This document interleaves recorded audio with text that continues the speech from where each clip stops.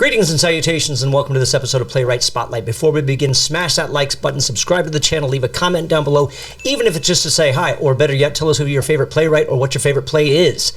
Also, be sure to share this video with a friend if you have a playwright in your life, an actor, a director, a scenic designer, any of them. If you're listening to us on your favorite podcast platform, be sure to smash that like button and leave a 5-star review. Subscribe to that channel. My guest today is a Los Angeles-based playwright whose plays have been seen throughout the city at Theater Unleashed, Group Repertory, the Knightsbridge Company, Company of Angels, the Hudson, Road Theater Company, Actors Company, and the Three Clubs and Eclectic Company Theater. His play, Memory Grove, was a 2012 semifinalist for the Eugene O'Neill Theater Center's National Playwrights Conference and a 2013 finalist in the New Works Playwriting Competition at Playhouse on the Square in Memphis. Other plays include Only the Moon Howls, Pearson Design, Beautifully Broken Things, Hollywood Perfume, Untitled Perversion No. 3, and The Blur. He's a graduate of the University of Florida and longtime member of the Dramatists Guild and Screen Actors Guild, I should say. Ladies and gentlemen, please welcome Dean Bruggeman.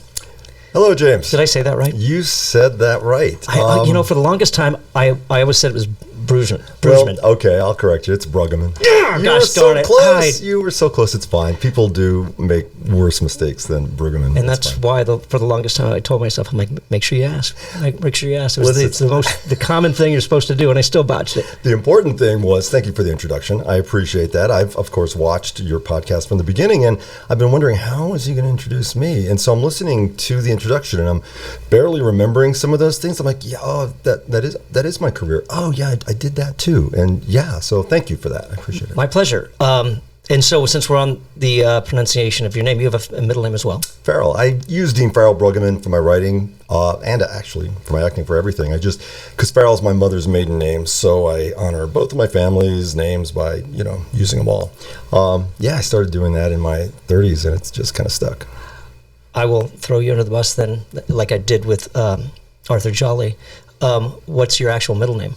Oh, that is it, Farrell. Yeah. Okay, That's what I mean is I just started using my full name. Oh. Yeah, they named me after my mother's middle name. My mother's maiden name is my middle name. Got it. I thought it was, I'm going to use this as my stage name and go from there. No, in fact, when I was an actor initially, when in my 20s, I dropped Bruggeman and I was Dean Farrell, and my dad was really upset about that because, my parents are divorced and I was using my mother's family name for my acting instead. And I said, yeah, it's okay, Dad. I don't think I'm going to be a star any day soon. And eventually I did go back to the Bruggeman, and there's peace in the family. Fair enough. Good for you.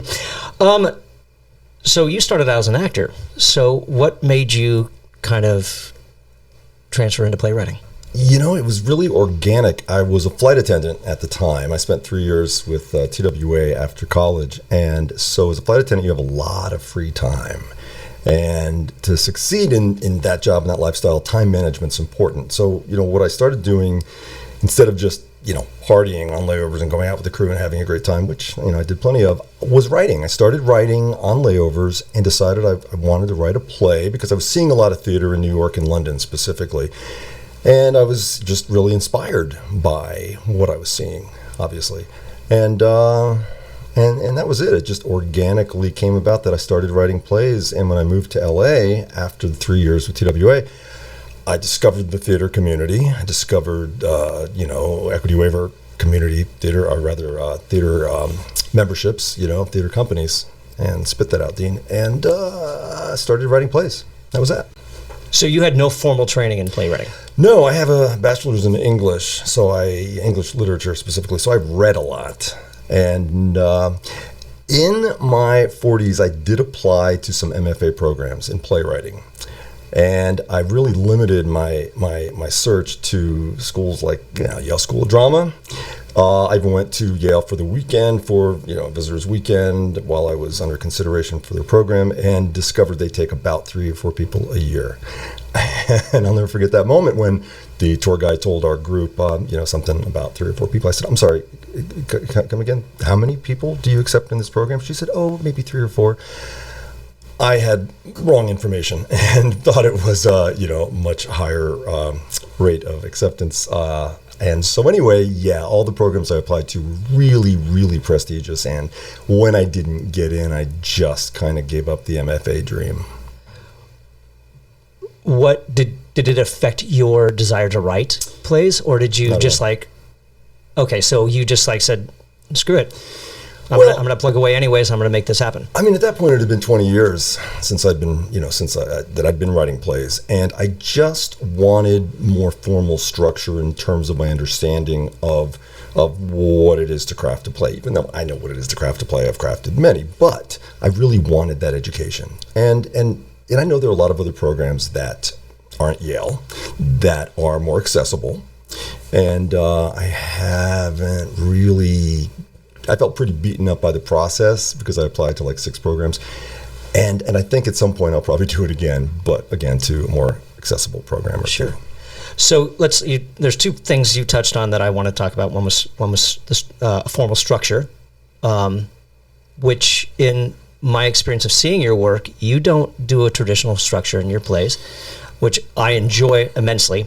And then the other one is crafting your work. So let's start with that structural aspect, and especially like something like Only the Moon Howls, which kind of jumps back and forth in time and in space, even for lack of a better phrase. So what inspired you to go that route, and how did you learn to kind of keep some kind of structure without like going overboard, if that makes sense, because sometimes you're like, oh, I'm going to do this and I'm going to take a Tarantino aspect, but it's, you lose track or anything like that. Yeah. How did you that was pretty easy, that play, because I based it on my marriage, and it's, as you know, about the ending of a marriage when a spouse dies in an accident. And spoiler alert, just for anybody who hasn't seen that yet. Yeah.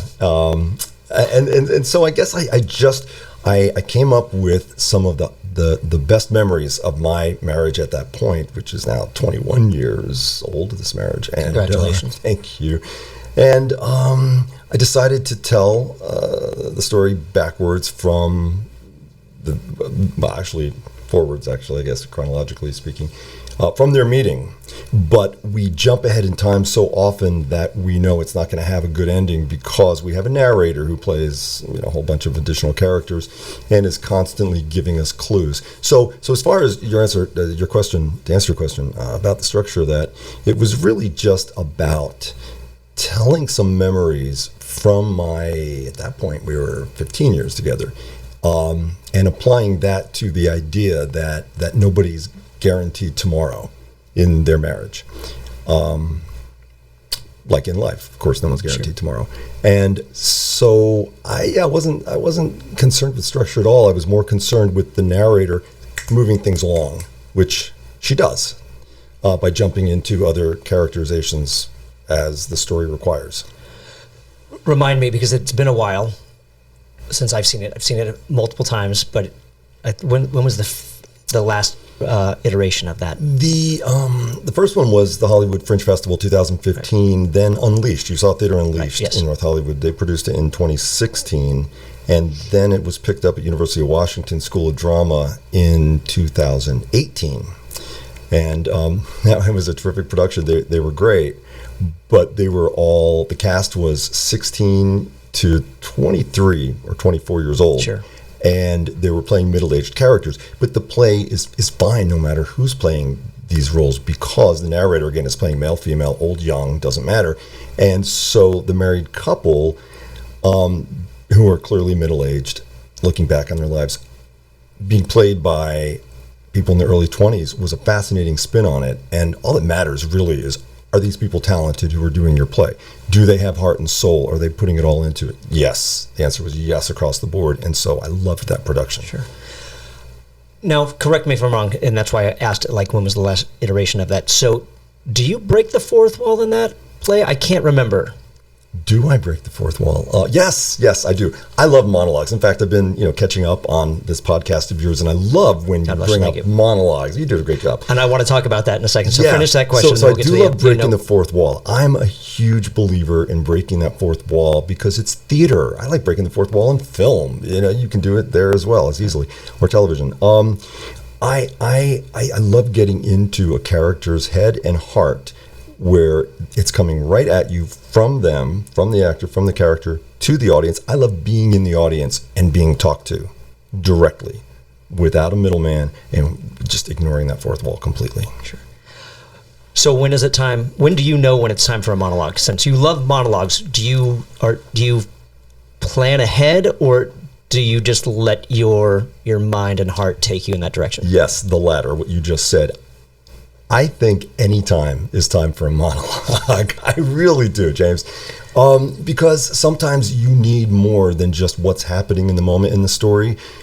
And one needs to tell more than what they're telling, with dialogue and with action and with interaction.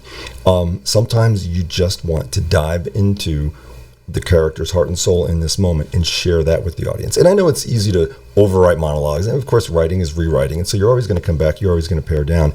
But it's my favorite part about being a playwright is breaking that fourth wall. I love it. So you just touched base on something. You say you can overwrite a monologue. Do you know when you've overwritten a monologue? And if so, how do you decide what needs to go? Usually you listen to your audiences. Sometimes you listen to people during development. Actors always have opinions on that. And especially, they have opinions no matter what, not even just on that. Right, and especially actors who are doing your monologues. Some of them love that, some of them don't love it, some look at it as an obstacle to get over. But it comes down to, like any other part of a project or a play or a script, I'm developing it and I'm getting it to where I want it to be, and I want it to land on the audience, the way you want your stuff to land. And so I do really pay attention to how a monologue impacts my actors and my audience and me as I develop it, as I change it. It's just instinctual. You know when you're done. Do your monologues have a structure? Is there a structure you stick to, or do you just regurgitate whatever is in your head and adjust it from there, or just let it be? Both of those things. I think that you know what you want to tell at this particular moment in a story. You want to get a certain amount of information and a certain amount, specific information out to your audience. And if a monologue is something you enjoy doing and you enjoy writing and you enjoy developing, then you just dive in. It's like just diving into the pool with this moment, with this idea of the character just, coming at the audience with all this stuff. Do you always know what that monologue is going to include as far as that information that you just mentioned? No, that's the beauty. That's the beautiful part about writing, I think, is that stuff just comes. Like, sitting down to write is hard. We all know as writers, making yourself sit down to write, it's easier for some people, but I'm one of these writers who will find laundry and house cleaning and taking care of the dogs and the grocer, anything but sit down and write. When I do a workshop with the kids at Linnea Festival up in Sacramento, that's the one thing I said, we will do chores before we sit down and write. It's amazing. It's not amazing. It's kind of sad and pathetic, but that's neither here nor there. Yeah. So on that note, then, what's your discipline? How do you make yourself sit down and write? Well, that's the thing is you asked if I know what's going to go into a specific monologue, and I have an idea, but I really don't know the entirety of it until it's done. The first draft and then the subsequent drafts. And so I find that with a monologue, just diving in, just like forcing yourself to sit down, even though you want to balance your checkbook over here and you want to adjust your papers on the desk over here, dust your pictures maybe. If you just put that stuff aside and you just start writing, so specific to the monologue, stuff is going to come out. Stuff is going to come out and it's going to land on that computer screen if you're focused for even 20 minutes, half an hour, whatever it is. And the 20 minutes or half an hour will turn into 5 hours, and then you have your first draft of a monologue. Do you write at home, or do you get the heck out of Dodge to avoid distractions? I used to. In my 30s, I loved Starbucks. I loved all the coffee houses. Remember the Abbey in West Hollywood? It was a coffee house at one point. Sure. I used to love writing there because they had pastries and all the coffees, and it was great. And I had my Discman at the time for my music. But no, now at this point in my life, I love being home with the dogs and the husband if he's home, and if he's not, just me and the dogs. And just being surrounded by, like right here, your studio, being surrounded by the things you love, the things that mean something to you. So going back, I jumped forward on this, so because there were other things I wanted to touch on. So we talked about no informal training. So you decided that you're on a plane and you decided I've got extra time, I'm going to start writing plays. What were the obstacles you had to overcome to get to that point? Did you know mistakes that you were making, or how did you discover them and how did you fix those? It's funny you ask it. I think everything I did was a mistake, and yet nothing was a mistake, right? Because I wasn't in a playwriting program, because nobody was teaching me. And you say, one says self-taught, but in reality, I was learning from the commercial theater, from Broadway and from the West End. I was learning from the masters, people who had their shows, on the Great White Way. And Shakespeare. I saw a production of, no, not Shakespeare, I'm sorry, of course I saw Shakespeare. But no, I saw this amazing production with Vanessa Williams and Timothy Dalton. And it'll come to me what it was. It was in London. And anyway, some of the classics. Sure. Just you're learning about passion. You're learning about emotion on the stage. You're learning about what actors can do with the written word, and directors and designers on the stage. And so, in a way, in my 20s, when I started writing on legal pads with pens, I didn't have a laptop when I was with TWA. They also didn't have Wi-Fi either. Wi-Fi is the dangerous part when you write. That's true. It was freeing because there were no mistakes, and the first drafts were just coming out. It was all getting the stuff down on that yellow legal pad, and then the legal pads just got bigger and bigger, and I got a word processor and all that stuff. Sure, but it was a fun process when starting writing plays. How did you recognize what was working, or what worked in those plays? Because that was I couldn't grasp it. That was just one of my obstacles, was when I was reading, I couldn't recognize, oh, this is brilliant. I never caught what those things were. And is there advice you can give on what to look for that makes you recognize, oh, this is brilliant, and why is it brilliant?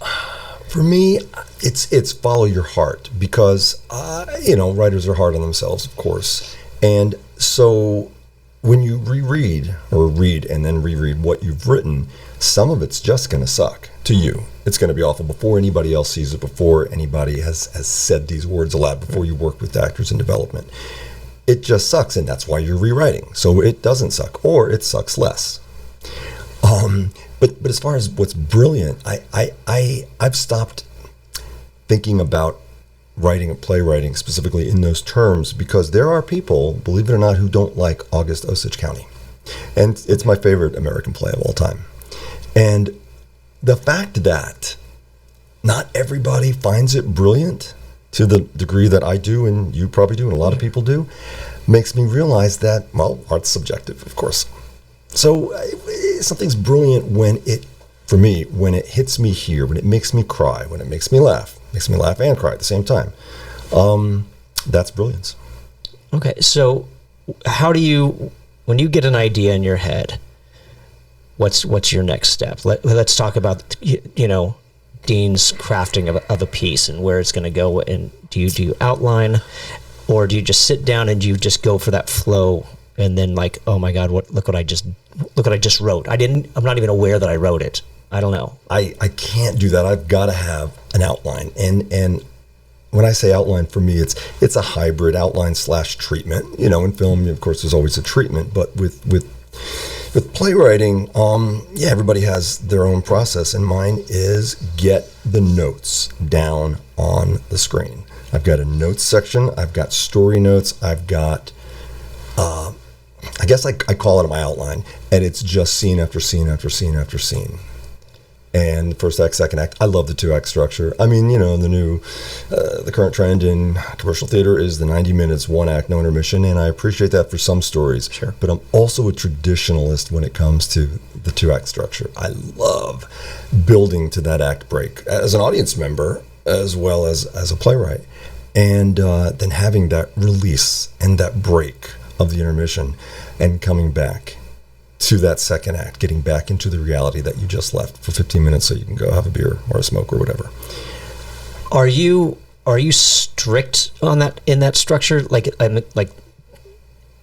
I have to make sure that I hit this moment or is it just whatever happens? And let's break down that 2-act structure for you. I'm not saying that there necessarily is a right or wrong way, but let's talk about how you approach that 2-act structure and what does that look like in an outline form?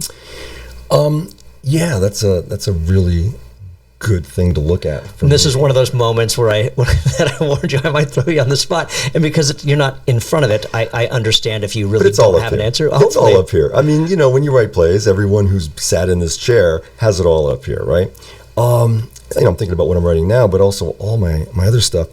It comes down to what happens. I used to hate writing story. In my 20s, 30s, I hated writing story because I'm a dialogue guy. I'm a character. I would tell myself these things. It was a crutch. I'm a character guy. I'm a dialogue guy. It's about relationships. Well, yeah, but you have to have a story that audiences want to hear or see or live through with you, or develop if you're theater artists, working with a playwright. So for me, it's about the story. I feel as if I'm working as a novelist or a short story writer when I'm at that stage, writing my story out. So when I talk about story, and plays have stories, of course, but then I say the word story and I think of short story collections, and I'm not a prose writer. I'd like to be someday maybe, but I'm not at the moment.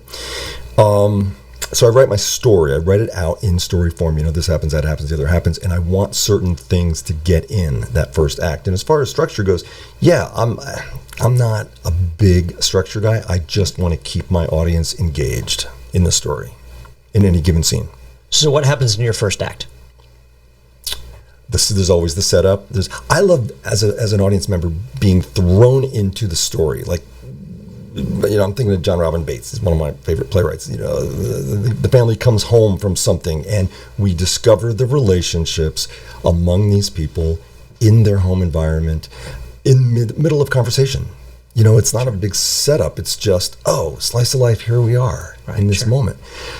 So it's just getting the audience or reader, anybody reading the script, comfortable with the lay of the land and what's going on right now.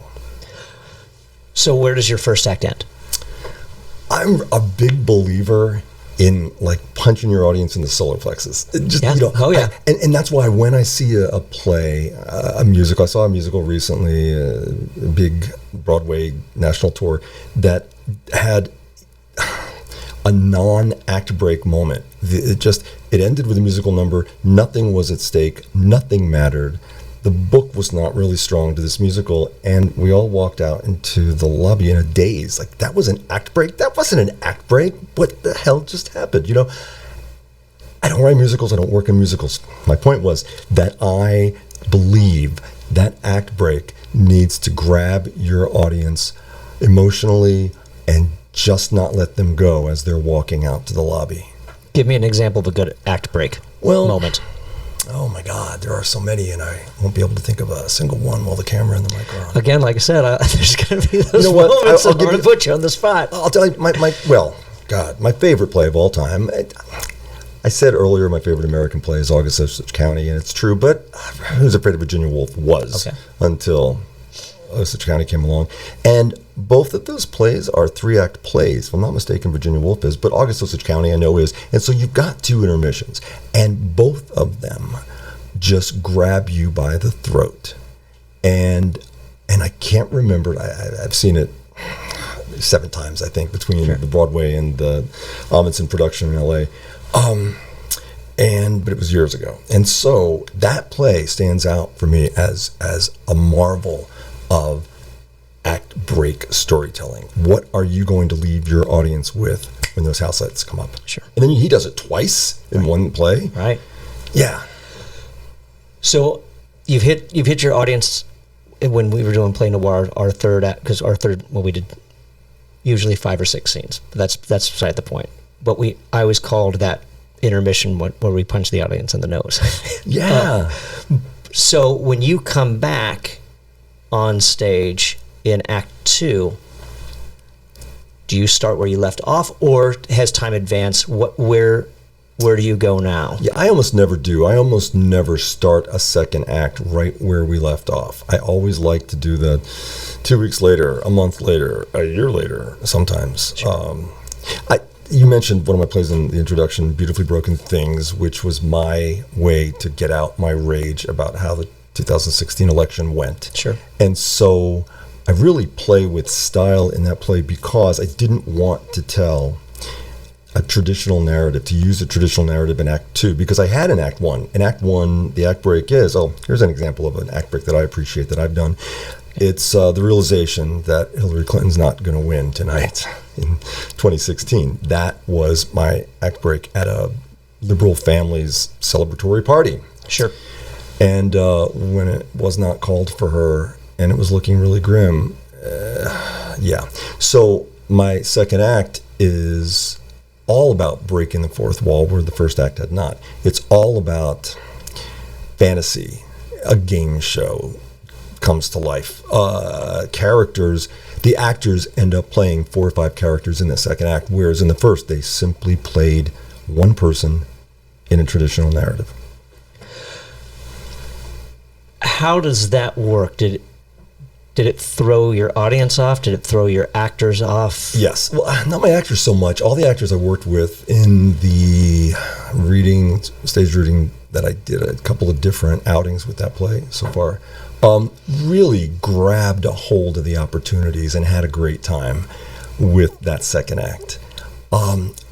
Audiences, not so much. The notes that I got overwhelmingly from everyone, from my husband to theater producers to random audience members and friends, was, in that second act, why don't we just continue in the vein of the first?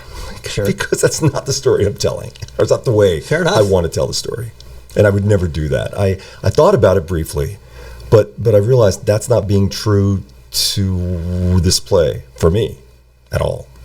Because, the whole point was, as of the Trump administration, I said that name, as of the reality after that election night, everything has just gone to hell.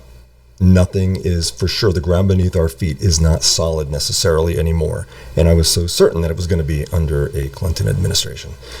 And so that's why nothing's secure or solid in the second act of this play. That's my whole point, and I'd forgotten it. Yeah. How much did your play change in those renditions? When on each one of those, did you go back and make changes, or did you just kind of wait and gather more notes to see what was, how many were, okay, this is a consistent note that I'm getting over and over, and I'll make some changes now, was there advice you did take?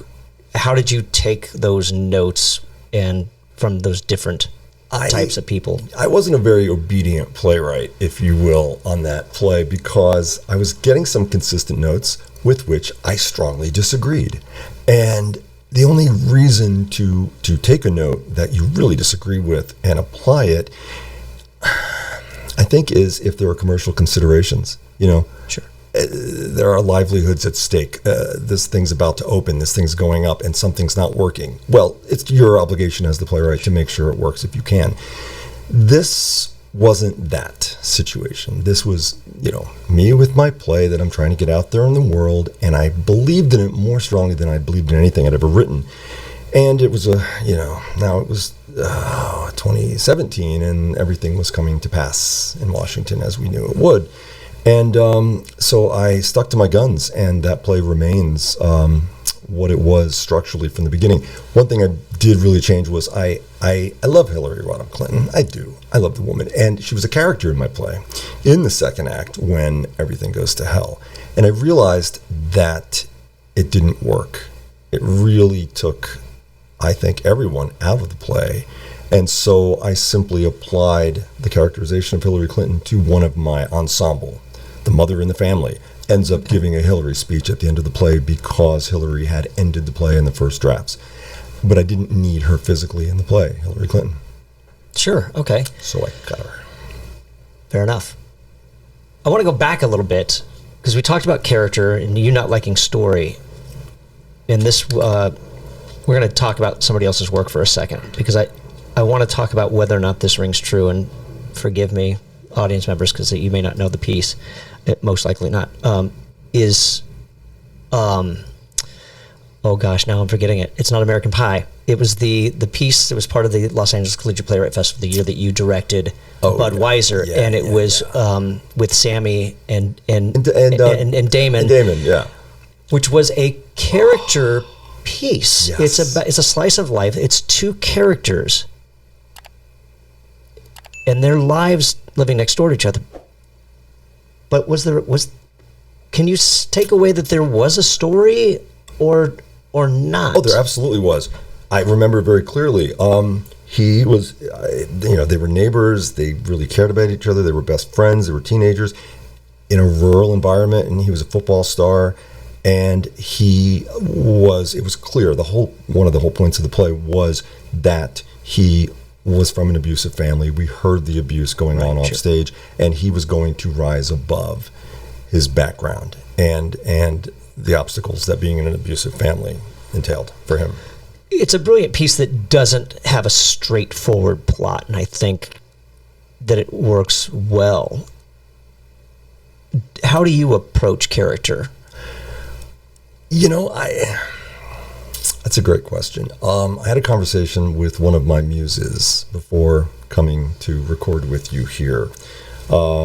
She's an actor. Her name is Marnie, and she pointed out to me that she appreciates that I share with people that who my muses are and what my inspirations are, and that I am in fact often inspired by people in my life to write characters based on them. So to answer your question, characters come from everything I see around me, which I guess is the case with most writers, but I get really inspired by certain people in my life, and people I don't know as well, as Marnie pointed out, the way they dress, the way they express themselves. I'm really drawn to colorful people, and also people who are really kind of wallflowers. And I'm a people watcher, which I think most writers are, actors are, a lot of artists are. And so a lot of my characters are variations on a person or people. How do you implement that? So is it the personality traits, and then how do you instill that into dialogue? Or do you do it in their actions, which is really kind of, somewhat, I don't know, difficult on stage? I don't know if that's the right word, because there's, the dramatic action, and then there's the physical action on stage. So, what comes to mind as an answer to that question is a lot of times with my plays, I will write roles for specific actors. And sometimes those actors for whom I'm writing roles are my muses. Not all the time, but with the women especially, one thing I've really been pleased with in my writing career throughout my life is that people have responded to my female characters really positively. People have said, you write women really well, and then sometimes they'll say, you don't write men very well. Okay, thanks. But it's easier for me to write female characters. I'm not sure why. And a lot of the female characters I write are based on female actors who will develop roles for me. And that goes back to when I was writing on legal pads in my 20s when I moved to LA. I'm really inspired by actors a lot to write roles for them. What is your favorite or strongest element that you latch onto? What do you love the most, and how does that launch you forward? I think strength and vulnerability, the twin tandem, if you will. The idea that a woman can be really, really strong, really independent, and make her way in the world, and yet be very vulnerable, which we all are, and sensitive to what people think of her, and how the world can and generally will beat you down. I'm really fascinated by specifically women who are strong, which takes us back, I guess, to Hillary Clinton. That's why I've always believed there should have been a female president, a long time ago. Sure, absolutely, yeah. I love seeing glass walls broken by women. But I guess back to your point or your question, I think I think of myself as an observer of the human race more often than I actually do a participant sometimes. Because, as writers, when we're in our writing mode, we're by ourselves. We're at our computer. There's no one else around. We're creating these worlds in our head and on the screen to put on the stage. And so watching people and being inspired by them and then translating what I've seen and what inspires me about a given person into a character just really turns me on as a writer. It really gets the writing juices flowing, and story comes out of that. Are those strengths and weaknesses apparent in every scene, or do you start off with one and then maybe show another? Yeah, I think it's kind of like playing cards, I guess. You don't want to show your hand until, you have to. And yeah, so I think it's about knowing when to, for your specific story and these characters you're writing, when to tip your hand about certain character traits or certain character intentions, and when to just keep it to yourself. You're going to dole it out as you need to, but not all at once. Again, I think of August Osage County and those really super strong women. How do you achieve that? How do you dole it out slowly without vomiting it all out? Rewriting and getting rid of the ideas that didn't work. This scene, this exchange, this is crap. Get rid of it. What else can go here? Oh, what's already here? Let's strengthen that. How do you know what's crap and doesn't work? And then how do you figure out what it needs? How do you know what's missing?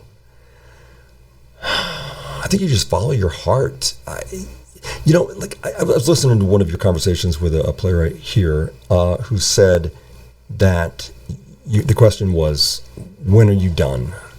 And the answer is, at some point you just know it in here, or you're done working on it. And if you're done working on it, it's done. Sure. Okay. I can get behind that, or at least done at the time, because I'm done working on something right now. And then you're going to go back to it. I have to. Yeah. Is there something that you feel that every successful scene needs,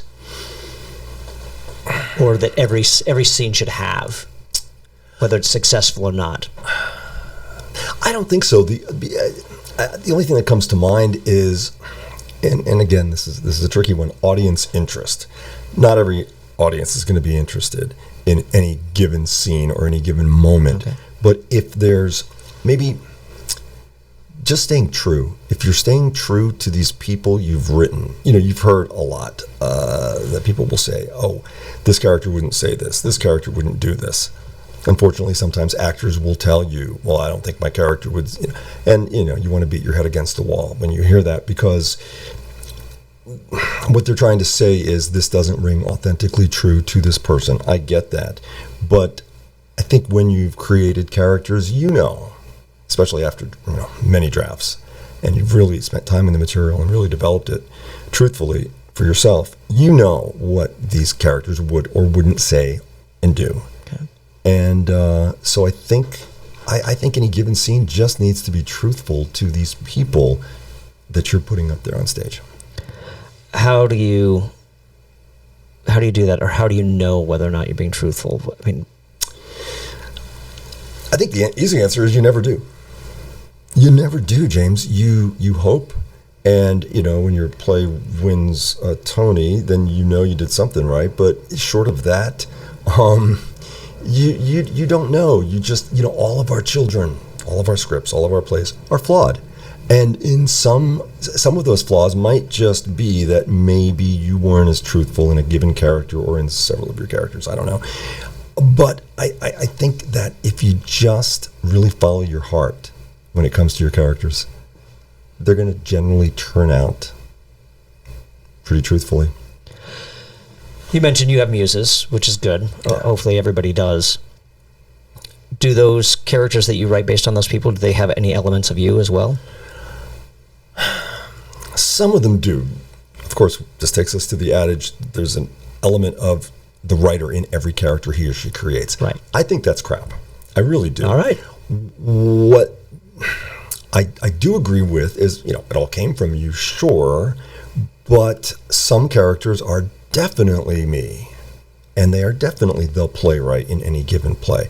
And then some people, you've got to use your imagination. We're writers. So when you're writing a character, and we all have, and we all will continue to do so, who has nothing to do with you, who has nothing to do with your life, your past, your journey, your belief system, your morality or lack thereof, all of that stuff, you got to make it up. You're making up people, sometimes from whole cloth. You're just coming up with, a little bit of this you've seen, a little bit of that you've seen. But no, they're not you. They're not all you. They can't be. Do you structure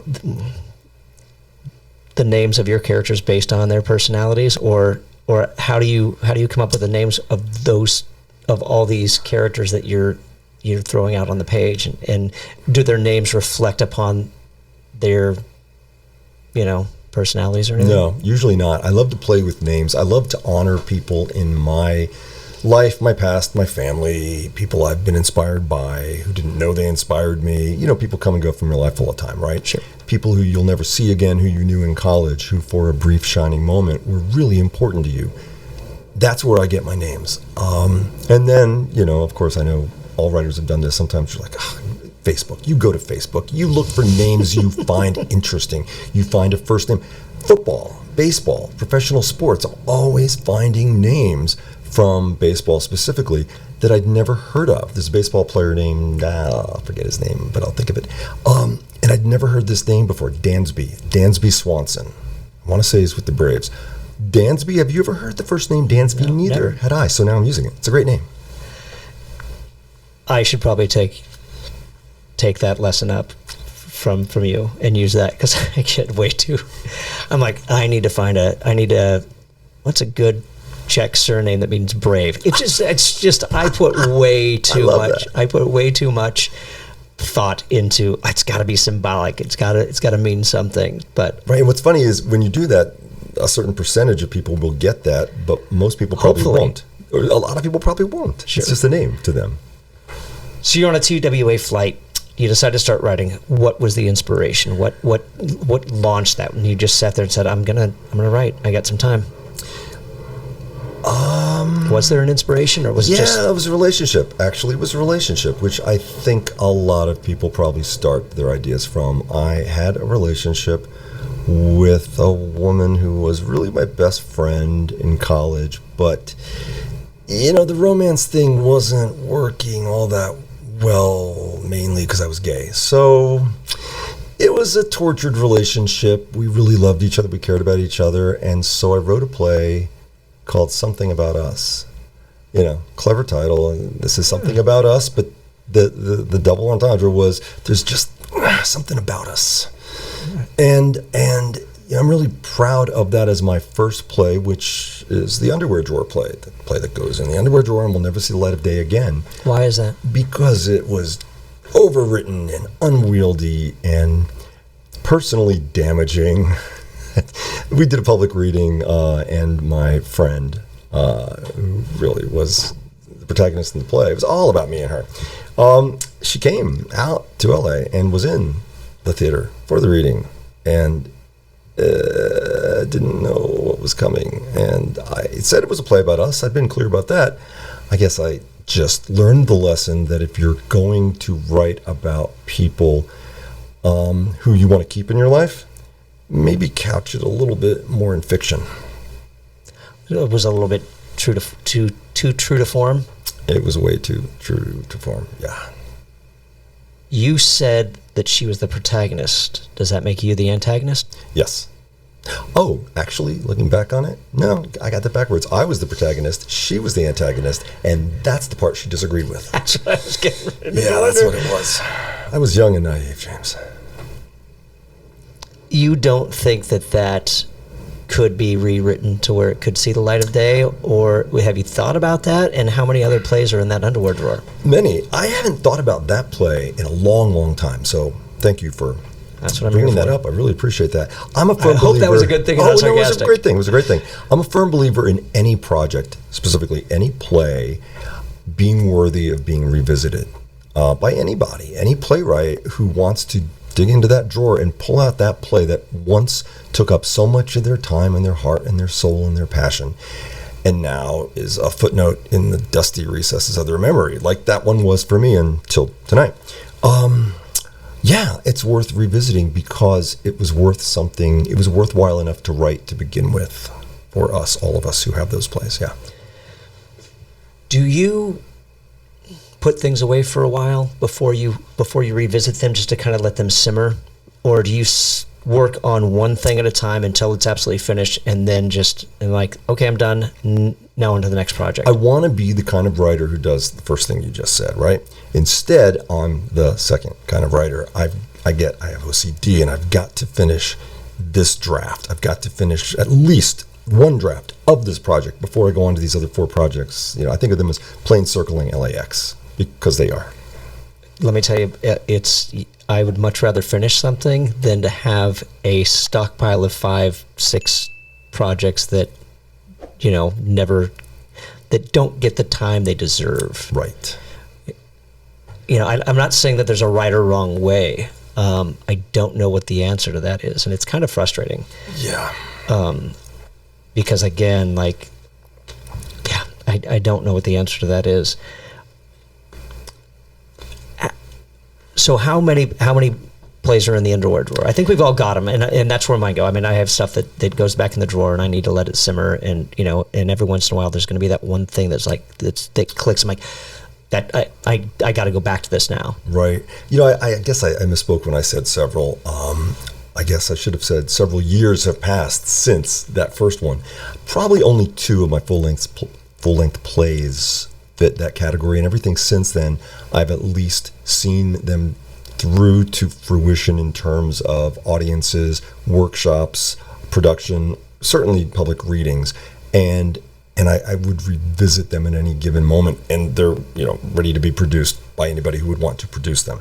Those 2, I wouldn't let them see the light of day without revisiting and rewriting extensively. Let's go on to that note about having things that are produced, and with the extensive list of plays in the LA area. How did you get those opportunities? How did you get them produced here? It started with company memberships. As I mentioned, when I was 25 and moved to LA, I didn't know what a theater company was. I didn't know equity waiver theater existed. And, for many years it was pretty sustainable. And so I ended up with a mentor of sorts, Lonnie Chapman, who everyone's heard of. Oh, his theater's right down the street. I'm assuming he's no longer with us. He passed. Lonnie passed. Yeah, sadly, I forget how old he was, but it's been some years now. It was called the Group Repertory Theater. Lonnie had been active in the group theater in New York, and the group repertory started here in the 70s at some point. And what I understand, and I joined in 89 when I moved here, but as I understand it, in the 70s, it was like the theater company. There was a waiting list to audition. And so if you go to the website and you look at what they've done, it's incredible, the decades of work that they have put on the stage. So yeah, I got my first play produced by Lonnie at the Group Rep Theater. Now it's called Lonnie Chapman's Group, the Group Rep at Lonnie Chapman Theater, I think. But it was a group repertory theater, and it was called Show and Tell. It was 1994. Looking back on it, I don't think it's a very good play. I was 30, but it was my first production. I was really proud of it. I loved my cast. My director did a terrific job. It was mostly a really good experience. Were they always world premieres there? No. The GRT has done a ton of Neil Simon and all kinds of revivals. They do musicals, but I don't know what they do now in terms of original work. But at the time, yeah, the Playwrights unit, of which I was a member, often got a chance to get a main stage. And so that was my first experience. And then from there, I was at the Road Theater for years, and everyone knows the Road Theater Company. They do amazing work. No, they do. Yeah. I was there, 12 years maybe, maybe something like that. It was a long time. Yeah, it was 12 years. And I was there as an actor as well as a playwright, but the sadness for me was I couldn't get arrested there as a playwright. And sometimes that happens. You're a member of a company, and their goals for the material they put on stage are different. Maybe they're looking for better writers than you, let's be honest. Okay. And so that was really pretty much the case. And, so after 12 years of really enjoying my membership there, I just had to leave because I wanted to be produced, and it wasn't happening there. I was a member of Company of Angels, and they've been around forever as well. I had some stuff done there, and Theater Unleashed, of course, did Only the Moon Howls, and what was the other theater company? I'm blanking. The years just roll by, James, and you forget stuff. No, when you're a successful playwright and you get your stuff out there, Yeah. Do you submit to other festivals or other things outside of LA, or is this just your focus? I do, and let me backtrack for a second. Eclectic Company Theater, the Eclectic. They were around. They were at Laurel Canyon, really close to. I was there for a number of years as well. Of course. And forgive me because I think I announced that the Eclectic. I was thinking the three clubs and Eclectic Company Theater were one of the same, and they are not. They're two separate theater companies. So keep that in mind. Yeah, the Eclectic Company Theater, like a lot of theater companies, is no more. Rest in peace. Well, I think that was. Not to go off on tangents, but I think that, with lockdowns and stuff, I think there were a lot of theaters that kind of went, the way of the dodo, unfortunately. A Theater Row is in LA or in North Hollywood, or let's say the North Hollywood Arts District is not really the North Hollywood Arts District anymore. There were too many. Yeah, there's like a lot. I mean, the unfortunate thing is we've done Play Noir for the 7 seasons we did. It is now a dispensary. That's not a theater space anymore, James. I'm so sorry. I appreciate it. It was a good home for us, and now I got to find a new one. But we'll see what happens. So, but that's beside the point. That being said, let's go on with submissions. Yeah. Outside of the LA market and your success or lack thereof, which I want that experience. That's not a judgment call by any means. I just want your experience on that. Any weird requests like, oh yeah, we love your piece, but we want this, and then like dealing with rejection and what's how. It's a crapshoot. It's like an audition. All writers know this. When you submit your stuff, you have to send it off and forget all about it. You've got your spreadsheet. Yeah, you know where all your plays are and what the deadlines were and when you expect to hear from certain theaters and certain festivals or wherever you've submitted your plays. But you have to look forward and not behind, because you're going to get a lot of rejections. Some people maybe don't, but most playwrights do. And, I'm a professional at being rejected. I think all playwrights experience that at some point. I've had plenty of it. And so it's like when you're an actor and you go to an audition, you cannot sit by the phone and you cannot sit by your email waiting for that email from that theater in May when you submitted something in November and they said it would be in May. You'd find out. No, you periodically check back. They're going to contact you if they're going to do your play, of course. Yeah. So yeah, I've submitted, plenty, and I've had readings, a lot of places. Someone who comes to mind, and you have to have him on here. What's his name? Levine, Mark? Yes, we're Facebook friends, and I have yet to, I need to. I do have to get him What's his name? Mark Harvey Levine. Yes. Nobody has been produced more than that guy. And I just can't imagine the housekeeping that goes into that particular career of his, because, it's word of mouth and people know who he is now, of course, but still, to get to that point where you have thousands. Anyway. Yeah, so I've had a little bit of success around the country with, Memphis was a really big deal for me, Playhouse on the Square. Their inaugural New Works at the, when you read that, you're like, what am I reading? New Works at the Works. Yes, exactly, and I still botched that. It's a tough one to say. They're in their, I want to say 8th year now, 8th or 9th or 10th year, and it was a really terrific experience. It was 5 plays, I believe, that they chose, 5 or 6, and it's always a thrill when you're one of a handful of plays, sure. Because at the minimum, a theater of that size is getting hundreds and hundreds of submissions, and sometimes more. And so So it was great to go to Memphis and see this staged reading of Memory Grove, which was the play that was done there. And from those 5 or 6, they produced 2. And mine was not in their main stage next season. And they do that. That's their annual competition. They do that now. And mine was not one of the 2 that was produced, which, made me sad. But yet the opportunity of that reading, and the reading went so well, is a terrific memory. And it's great to have that, on your resume and in your past. It was also a 8 or 10 actor play. It was unwieldy. It's a very unwieldy play. I hoped they'd produce it, but I didn't expect that they would. Do you think, because you just said something that kind of sparked a question in that regard, how many characters do you think are too many? Wow. I don't think there is such a thing as too many characters, because some plays will support however many characters the playwright has put in. I know what I enjoy watching, on stage is generally something more manageable than a couple dozen people you have to track, but that doesn't mean that some plays don't support that. So I think for me, when I make my decision of who's in this play, who's in this story, they come to you. I feel like your characters really come to you. If you're telling a story about the 2016 election and it's about a family, who's in your family? If you're not basing it on, your own family or your life, which I was not, to a degree I was, but you're making this fictional family work on stage. So, you've got a parent figure or 2, and you've got a couple siblings, there's an aunt. These people come to you based on what you want to accomplish with your story, and then who's outside the family. And so maybe you might end up with an 8-character play, or an ensemble of 8 actors playing 28 characters. Sure, but you also said that Memory Grove was unwieldy because of that. So what if it wasn't the characters, then what made it? I feel like, it takes place in 4 different cities. It's 4 different marriages.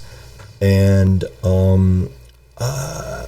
it's not a play where, it's one of those plays where people will take on 2 or 3 auxiliary characters. So you've got an ensemble of 8 actors playing 8 specific people primarily, and then they branch off and they help the other characters by playing characters in their stories, in the other stories. So you've got a whole lot of characters to track, and the plays that Play Us on the Square produced that season had fewer characters, if memory serves. I know most of the ones that were in the readings were just more compact. And I understand the appeal of producing something that's just easier to get up on stage. So it wasn't so much your piece as a singular unit, but because of the other pieces, it was probably really kind of didn't fit because of everything else that they were kind of staging that goes along with it. Yeah, I feel part like of their season. in comparison with the other plays, mine was just a headache waiting to happen. While this is a playwriting podcast, do you think that Memory Grove would make a better film? I've toyed with that because I'm a big believer in this too. Any playwright can adapt any play of his or hers into a successful screenplay. And by successful, I mean something that works as a screenplay, sure. Of course.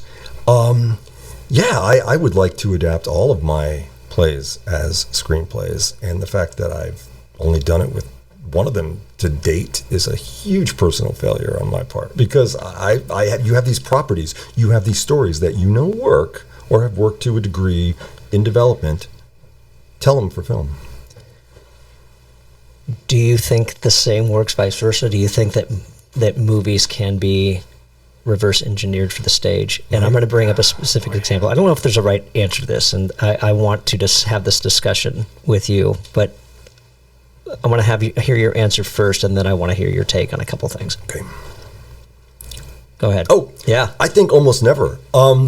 When I have seen, usually musicals, that's the thing. I'm going there in a second. Movies will become musicals, and rarely are they, in my opinion, creatively successful. They make $1 million, Sure. Of course, millions of dollars as national tours. And I don't want to throw people under the bus, but here's the thing. I saw Tootsie when it came to LA recently. And Was that a musical? As a musical, yeah. And I saw sorry, Pretty Woman as a musical. These are the national tours. And I'll see anything that comes on national tour in LA because we don't get it on Broadway. You know, I'm not in New York, so we're not seeing the Broadway versions. But when it makes it to a national tour, it was at least successful enough to warrant a national tour. And both Pretty Woman, and Tootsie were, for me, huge disappointments. And for everyone I know, huge disappointments because they lacked what the movies had. And what those movies had was that indefinable something, I don't know, that just made this a really good cinematic experience in both those cases. And with the musical adaptations for the stage, they were lacking. We were just having this discussion today with somebody else, and like the new one right now, which is just, I'm like, Moulin Rouge. No. I'm loving it. At least Moulin Rouge you can get away with, especially if it's a Baz Luhrmann production. But Yeah. the one, no, Back to the Future. Oh, that's being done, isn't it? Can we stop? Oh my God, no, it will never stop because if there's money to be made in the commercial theater, specifically Broadway and national tours from properties that are going to be adapted, it's just they're going to keep doing it. But it's almost everything nowadays, you know? All I care about more than anything with musicals is the book good? As a playwright, that's my first concern. Is it a good book? In my opinion, good, you know. Sure. Am I enjoying the writing? And in the case of Pretty Woman, they admitted they pretty much just took the screenplay, some tweaks, but it was just the screenplay, and it doesn't work. And the score just didn't have, I didn't like the score. Is there... And I love Duncan Sheik. I think he wrote it. I think. Did he? Oh, wow. Did Duncan Sheik write that? I may be wrong on that. I didn't love the score. I recently saw a Duncan Sheik score in something, and it wasn't up to what I love about his commercial music. I'll say that. I saw... I gotta feel bad. This is a playwriting podcast, but I saw Duncan Sheik perform live on a riverboat in Sacramento. That's random. Back in... I totally just threw you under the bus while you took a sip of that water, by the way. Put you on camera. Cool. Yeah, it was early on in his career, and it was for a radio station in Sacramento, and we won like 10 tickets to this riverboat cruise, and like everybody that was on the cruise just stood by the bar and drank, and that poor guy was like playing solo to almost nobody. Oh, God. You know, but I was not aware that he was doing musical adaptations of movies. You know, and I misspoke probably because it probably wasn't the Pretty Woman score that he wrote, but it was something else. But here's the thing I was telling a friend this because Pretty Woman and Tootsie came so, you know, closely together to LA on tour. As much as I hated the musical adaptation of Tootsie, what I appreciated was they took chances with the story. The book was more interesting because they actually rewrote it as a play and made a lot of changes to the relationships of the characters, and it was quirky as hell, right? Pretty Woman was simply a slice of bland vanilla, you know, cash grabbing in the commercial theater. It was, in my opinion. But aren't all of them? Not Moulin Rouge. Fair enough. Every once in a while, you get something that really just cries out to be adapted for the stage, and I think that was one of them. Well, the one that I'm really looking forward to right now, and I don't know if it's been done before, but I think it's coming to the Geffen, if I'm not mistaken. Maybe it's the Pantages, but they're doing, it's not a musical, thank God. I would never want to see this as a musical, is To Kill a Mockingbird. Yeah, it's the national tour of the play of Aaron Sorkin's adaptation, and it's coming to the Amundsen. Is this, because I feel like this is a playwriting podcast and I should know these things, is this a new thing for him, or was this something he did a long time ago? It was a couple of seasons ago. I know it was slowed down, the tour was slowed down by the pandemic, so I believe it was the 2020 season, the shortened season, or 2021, 2019. Either way, it's the long-awaited national tour. Great. With Richard Thomas actually playing the lead. Okay, so because we're not talking about like of course we all know that he did. We should know that he did a few good men. So I just want to make sure there wasn't a past play that's being revived that he had done. So this is a new take. Yeah, absolutely. And I haven't kept up on the press because I know it was controversial in some ways, and I just sometimes don't want to know too much about something that's being done when I'm going to see it. And I knew eventually I would see this. But since you mentioned Sorkin, one of my all-time favorite plays that I've seen on Broadway was The Farnsworth Invention.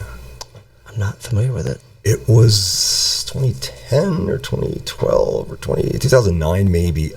It was I don't think it was a very long-running show, but it was about the invention of television. And Farnsworth is, I believe, the guy credited with creating television. It was an amazing play. He's an amazing playwright, obviously. No, he's a brilliant writer, and he's probably somebody that a lot of people can learn from. But he's also like when I was talking to Stephen Kaplan last week, and we were talking about brilliance and how you can tap into that, and how do you unpack that brilliance, and how do you learn from it? Like the Martin McDonagh plays, and it's like it's there, but you just don't understand how that magic happens. I mean, do you know? No, I don't think so. I think for me, it's translating when I sit down to write, and I'm inspired by certain writers, like let's say Tracy Letts. It's for me translating my experience as an audience member, the many times I've seen August Osage County, and remembering how I felt with all these discoveries that are going on up there on stage, and wanting to deliver my version of those discoveries and those emotions to my audiences. It's as simple and as impossibly complex as that, I think. The one thing that I really enjoy, and we're going to go back to you now, because we got a little sidetracked with stuff, and I want to talk about your titles, because I really think that you come up with some really brilliant titles, Only the Moon Howls being one of them. Thank you. Beautifully Broken Things. How do you come up with your titles? Titles are really important to me, and I know that they're not the be-all, end-all. You can call your plays anything you want to call them, but for me, I will never call The Inheritance. It's an amazingly simple title. I haven't seen it, got my tickets for the Geffen production, can't wait, but I will never call one of my plays The Noun Goes Here, because one of the things that I bring to the table as a playwright, I think, is my take on what this play is. So my play, Untitled Perversion number 3, had to be called that because there's a series of paintings. It's inspired by Mark Rothko, the painter. And the painter in my play has a series of paintings that are inspired by him as well. And there's a lot of perversion in this family and this particular play. A particular painting in this play just has been locked away in a cellar forever and can't be seen by the rest of the family. And anyway, the point is that I knew that title immediately when I was writing about the series of paintings. That's the thing. For me, it doesn't start with the title. I'm not going to call a play anything except Untitled New Dean Play, if you will, until the title comes to me. So I never change titles. Memory Grove, my husband was after me for years to change the title. It should be called this, it should be called that. Don't call it Memory Grove. Sorry, John, but you hate that title, and I believe that's the title you hate. He hates a lot of my titles. But when I know the title, it comes from here, based on what I have of the play so far and who the people are and what's at stake, and that title is there, stuck in superglue to that play for eternity. Because titles, they're important. They're the first thing you hear about a play or see about a play when you are hearing a reading, looking at a script, asked to be a part of development of a project, and I think it has to grab you. Do you? And this is a question I always ask. So, I'll ask two of the usual questions. One of those is, what in your mind is the most important element of playwriting? Top of my head? Sure, yeah. Heart.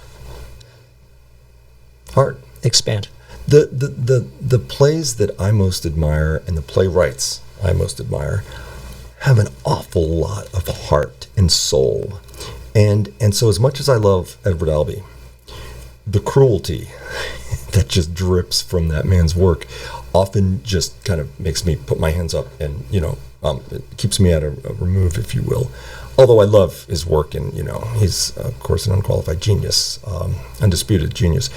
But the modern contemporary playwrights whom I love, like John Robin Bates and Tracy Letts and Aaron Sorkin, have so much heart and soul and so much emotion in their work that it's as important as the intellect, I think. I care more about emotions than I do brains when it comes to my stories that I'm seeing in theater. And so I think it's heart. Because you only have character and dialogue in a play, you really don't. There's spectacle here and there, give or take. With just character and dialogue, how do you achieve heart and soul in a piece? Tap into experiences that a lot of people have felt. So, for example, you're writing a play about the 2016 election. That's a no-brainer. You're going to have a lot of people care about that topic and have emotional reactions to it. You write a play about rape, you write a play about incest, you write a play about child abuse, any of the hot button topics in our society, you're guaranteed to get emotional reactions across the board from people who experience your play. Do you think that there's any topic that's taboo and that's untouchable that you shouldn't touch upon? Especially nowadays with, I don't want to go political with this, I'm just going to, with trigger warnings, I think that's a dangerous thing as far as the playwriting world goes, and that you have to have this. And I'm sorry, if you're going to the theater, you better have some armor to deal with subject matter. That's just me. But right. No, I don't think there's anything that should be off limits. No, I don't, to answer your question. Well, I think we kind of touched about it a little bit, and I think you listened to it, and not to bring it past episode, but Nikki Silver's a great example of it, because I think that with this last play, so that he had posted something on Facebook. It was like, darn it, I only hit 3 trigger warnings in this play. I must be losing my must be losing my edge or something to that extent. So I think that's good, and I think that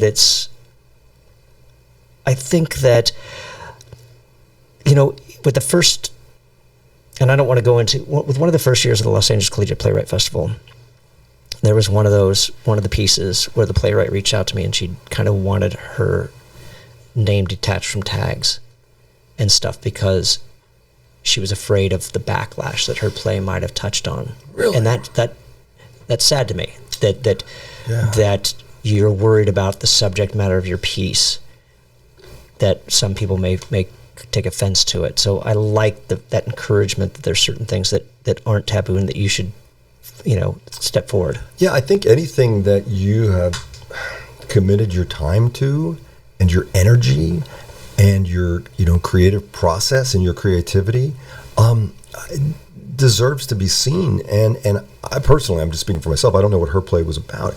I stand behind anything that I've put out there in the world, and I want to be tagged extensively. Sure. Are there obstacles, are there pitfalls that you still experience as a playwright that you still are striving to overcome, that you catch yourself committing, like, I know I'm guilty of this and I still commit these things and I still haven't learned to fix them? And if there are, how have you, what was the last one that you really kind of had to overcome?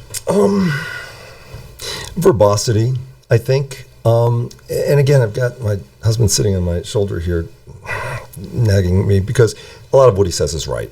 His name's John, and he is a person who will tell you exactly what he thinks, and he doesn't pull any punches, and people appreciate that about him more so than I do usually, and playwrights don't always appreciate that. But he says I overwrite, and this is don't we all? One man's opinion. But yes, don't we all? We do, and of course, writing is rewriting. I know that, and so you're always going to pull back if you have overwritten. But that's pretty much it. Is brevity to the degree that you can achieve it. What's the biggest piece of advice you can give new playwrights, beginning playwrights, or even experienced playwrights? I was going to say something really, really sarcastic, and that was going to be become a screenwriter. But no. Well, that's where the money is. Playwrights can become screenwriters as well. You can do both simultaneously. Never give up, I guess. I mean, I'm inspired by the playwrights who win Tonys and say from the Tony stage, never give up. Because that applies to people of all ages. Writers, playwrights of all ages.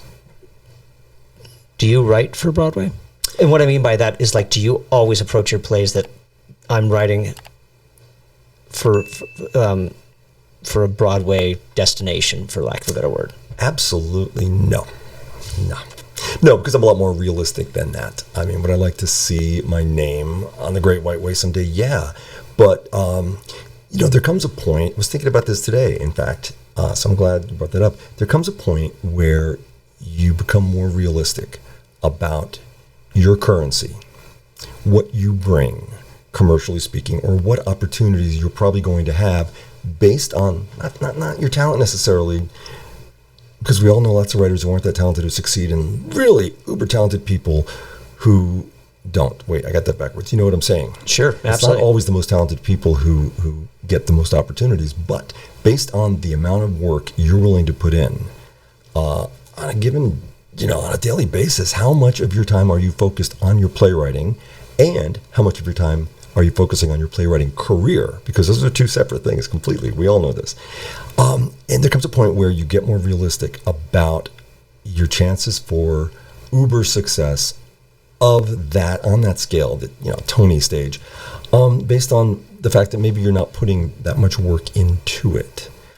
I've had opportunities in my life to work a lot harder than I have, and I know that, but I'm working pretty hard now at this particular stage, and that makes me feel good.